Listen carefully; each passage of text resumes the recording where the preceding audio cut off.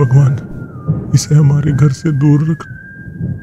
हे भोलेनाथ, रक्षा कर, रक्षा कर भोलेनाथ प्रभु। उस रात पूरा गांव अपने अपने घरों में दुबका बैठा था। गली के छोर से एक धीमी सी सीटी गूंज रही थी। एक परछाई गांव के भीतर दाखिल हुई।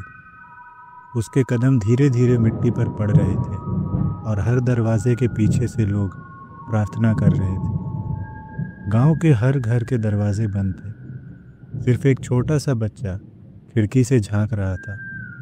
उसकी आंखों में मासूमियत और डर दोनों थे। उसने देखा एक लंबा सा आदमी कंधे झुके हुए सीटी बजाता हुआ धीरे धीरे गांव में बढ़ रहा था। उसकी चाल असामान्य थी, इंसानी नहीं।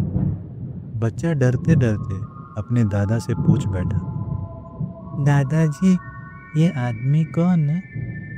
ये सब लोग क्यों छुप गए? दादा ने गहरी सांस ली। उनकी आंखों में डर और दर्द दोनों थे। उन्होंने बच्चे का हाथ पकड़कर धीमी आवाज में कहा, ये दीप है, काली शक्तियों के लिए नर बलि लेके जाता है। ये कहकर दादाजी ने अपने पोते को गले से लगा लिया।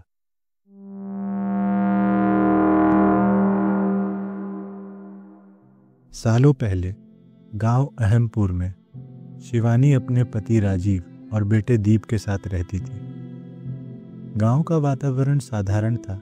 कच्ची गलियां, हरियाली से घिरे खेत और लोगों के बीच वही पुरानी सोच और तानेबानी। जब शिवानी ब्याह कर अहमपुर आई थी तो पूरे गांव में उनकी जोड़ी की चर्चा होती थी।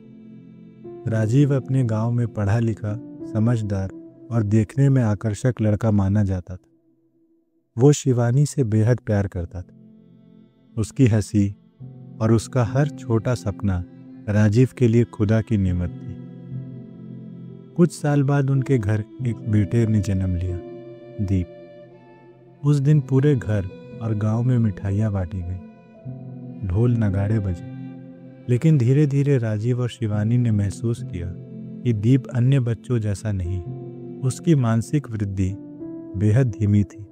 5 साल की उम्र में भी दीप मुश्किल से कुछ शब्द बोल पाता था।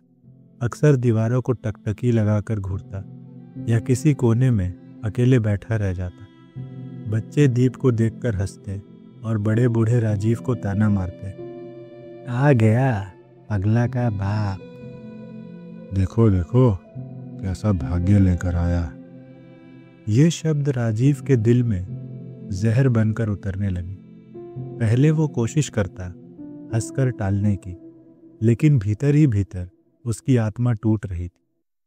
धीरे धीरे उसने इन सब का दोष शिवानी पर मढ़ दिया। उसे लगने लगा कि शिवानी ने ही कुछ गलत कर्म किए हैं, जिसकी सजा वो भुगत रहा है। राजीव का प्यार धीरे धीरे नफरत में बदलने लगा। वह देर से लौटता, कभी कभी कई दिनों तक बात नहीं करता। शिवानी उसे समझाने की कोशिश करती, राजीव, ये हमारा बच्चा है, भगवान की देन है।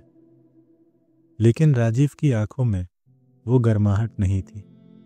वो बार बार खुद से यही कहता, मेरा जीवन बर्बाद कर दिया इस औरत ने। लोग मुझे पगला का बाप कहते हैं और ये मुस्कुरा कर सह लेती। शिवानी अपने बेटे दीप को सीने से चिपकाकर अक्सर देर रात तक रोती, लेकिन उस रोने की आवाज़ को सिर्फ मिट्टी की दीवारें सुनती। राजीव के कान तक तो वो कभी पहुंचती नहीं थी। एक रात जब पूरा गांव नींद में डूबा था और दीप अपनी धीमी सांसों के साथ माँ की गोद में सो रहा था, राजीव ने बिना कुछ कहे घर का दरवाज़ा खोला और चला गया। उसके कदमों की आहट तक शिवानी को सुनाई नहीं दी। और जब अगली सुबह वह उठी तो दरवाज़ा खुला था, चौखट खाली और उसका पति हमेशा के लिए गायब। उसके बाद राजीव कभी अहमपुर वापस नहीं लौटा। शिवानी के लिए ये मौत से कम नहीं था। मौत में इंसान को एक अंत तो मिल जाता है, लेकिन यह अंत नहीं था, सिर्फ अधूरापन और इंतज़ार। वो बार बार सोचती, क्या मेरी गलती थी?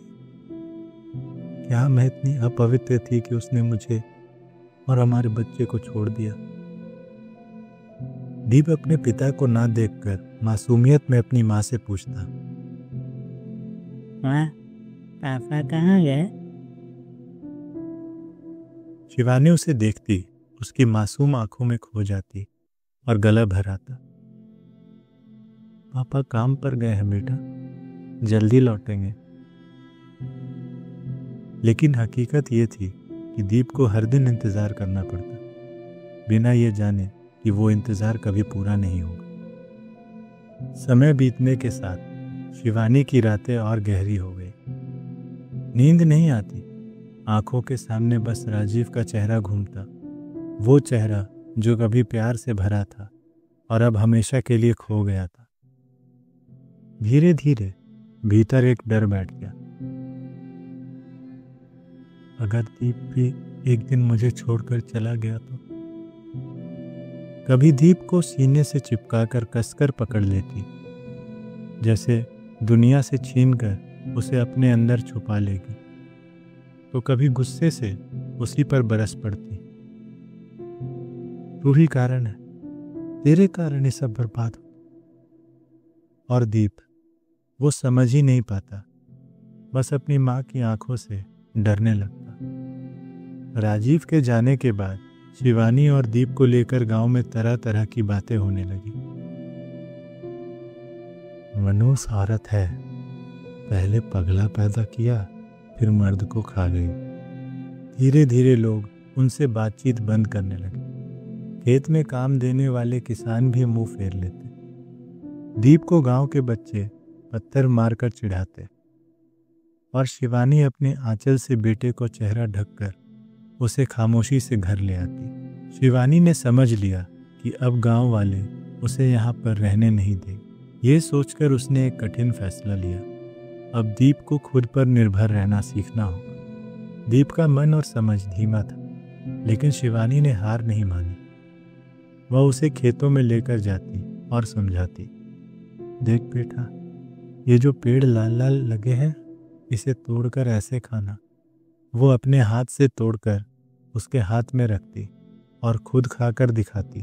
शुरू में दीप गलतियां करता, कभी कच्चा नींबू खाकर रो देता, कभी कांटेदार झाड़ी से चोट खा जाता, लेकिन शिवानी हर बार उसे प्यार से समझाती। शिवानी जानती थी ये रास्ता आसान नहीं है, लेकिन फिर उसकी आंखों के सामने राजीव का चेहरा घूम जाता, गांव वालों के ताने गूंजने लगते और वह मन ही मन ठान लेती, नहीं, मेरा दीप जीना सीखेगा, चाहे जैसे भी हो।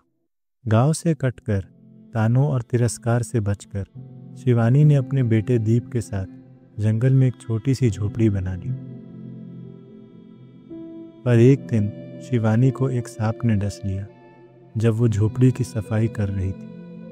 धीरे धीरे उसके गले में जलन होने लगी, सिर चकराने लगा और उसके होंठ नीले पड़ने लगे। दीप ने अपनी माँ को कांपते हुए देखा, लेकिन समझ नहीं पाया।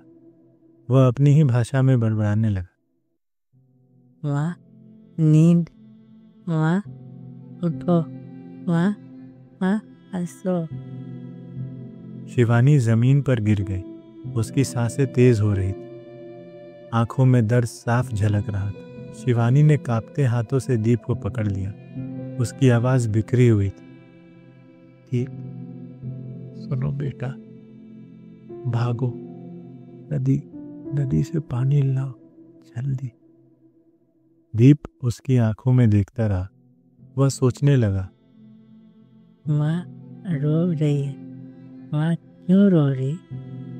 पानी से माँ हंसेगी।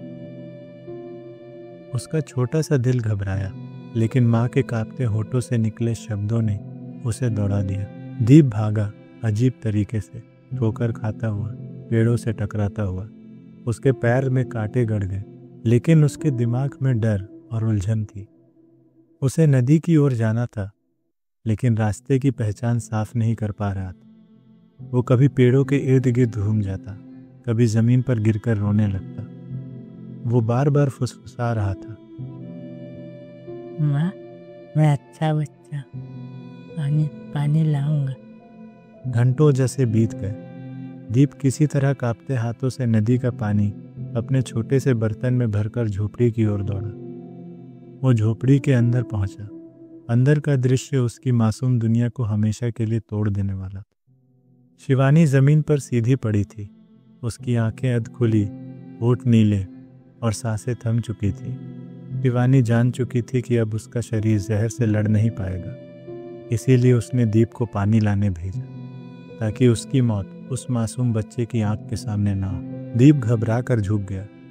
उसने माँ का हाथ पकड़कर हिलाना शुरू किया। माँ, पानी देखो, मैं लाया। माँ, उठो। उसकी उंगलियों से पानी शिवानी के होठों पर टपका, लेकिन उससे कोई हरकत नहीं हुई। दीप बार बार अपनी माँ को हिलाता, उसका गाल सहलाता, कभी जोर से हंसता, कभी रो पड़ता। कुछ देर तक कोशिश करता रहा,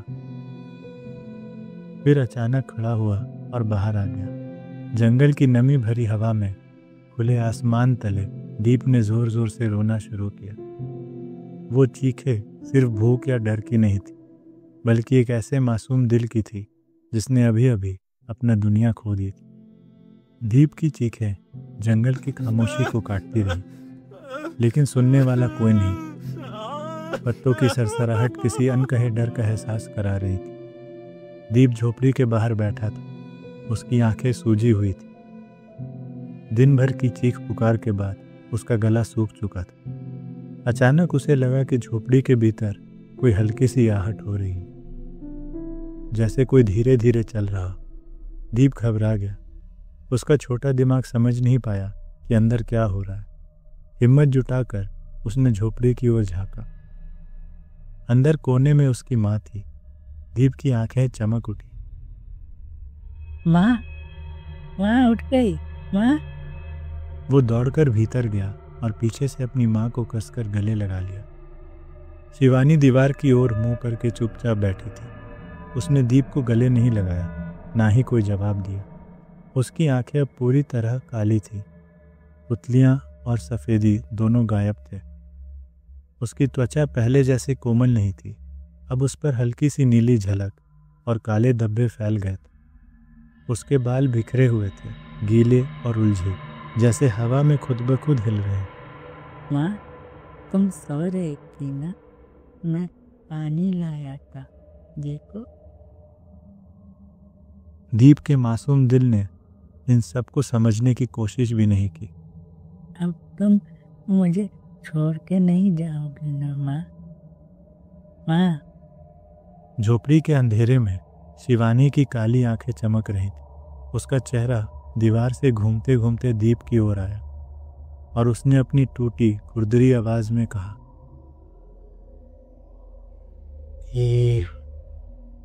मैं भूखी हूँ।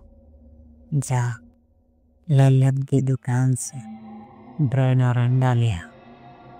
देवी और नमान रास उठाई। उसकी धीमी समझ ने उस आवाज के डरावनेपन को महसूस ही नहीं किया। माँ, माँ, माँ तो भूख लगी। माँ, माँ खुश होगी। मैं खाना लाऊंगा। दीप धीरे धीरे गांव की ओर भागा। आधी रात थी, दुकानें बंद थी। उसने लल्लन की दुकान का टिन का शटर उठाया और भीतर से बासी ब्रेड और कुछ अंडे उठा लिए। पर जैसे ही वह बाहर निकला, लल्लन का बड़ा बेटा अर्जुन ने उसे देख लिया। अरे पगले, चोरी करता है? आज सिखाऊंगा तुझे। अर्जुन दौड़ पड़ा। दीप डर के मारे बुरी तरह भागने लगा। उसके हाथ में ब्रेड और अंडा गिरते गिरते बच रहे थे। कांपते पैरों से वह जंगल में घुसा और सीधा अपनी झोपड़ी की ओर भागा। दीप ने झोपड़ी का पर्दा हटाया और भीतर घुस गया। अर्जुन पीछे पीछे था। अब पकड़ लिया तुझे। उसने दीप को लगभग पकड़ ही लिया था कि तभी अंदर से ठंडी परछाई सी आकृति उठी। वो शिवानी थी, लेकिन अब वह माँ नहीं थी, एक छाया थी। दीप ने बस एक क्षण सुना अर्जुन की फटी हुई चीख, बचाओ। कोई कोई बचाओ। शिवानी ने उसे पकड़ लिया। उसके लंबे काले और सड़े हुए नाखून अर्जुन की गर्दन में धंस गए। उसने अर्जुन को जमीन पर गिरा दिया, फिर उसके पेट को अपनी उंगलियों से फाड़ डाला।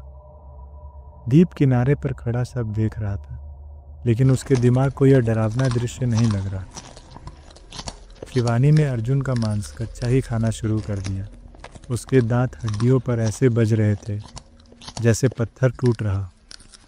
कुछ देर तक झोपड़ियों से सिर्फ हड्डियों की चरमराहट और मांस चीरने की आवाज़ आती रही। जब सब खत्म हो गया, शिवानी ने अर्जुन की हड्डियां दीवार की तरफ फेंक दी। वो हड्डियां ज़मीन पर टकराते हुए बिखर गई। दीप अपनी मासूम आंखों से यह सब देख रहा था।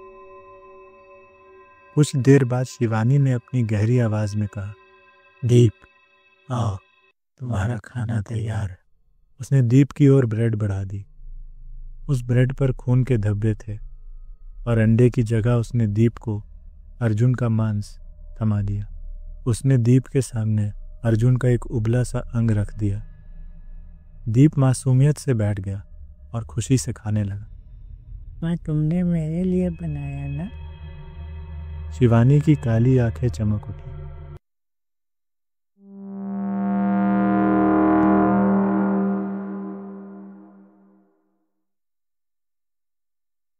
बाहर से वही सीटी की आवाज़ फिर से गूंजने लगी, धीरे धीरे पास आती हुई। लड़का डरते डरते खिड़की की तरफ मुड़ा और उसकी आंखें फैल गईं। खिड़की के बाहर वही आदमी खड़ा था, दीप।